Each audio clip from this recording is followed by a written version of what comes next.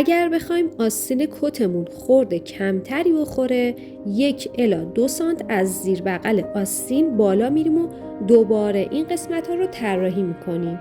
اگر بخوایم آستین کتمون خورد بیشتری داشته باشه 1 الی 2 سانت از زیر بغل پایین میایم.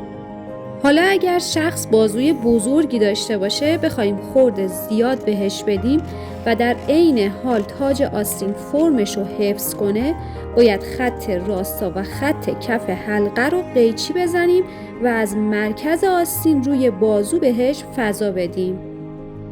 و اگر شخص بازوی کوچیکی داشته باشه که بخواد فرم آستین به هم نخوره باید این فضا جمع بشه.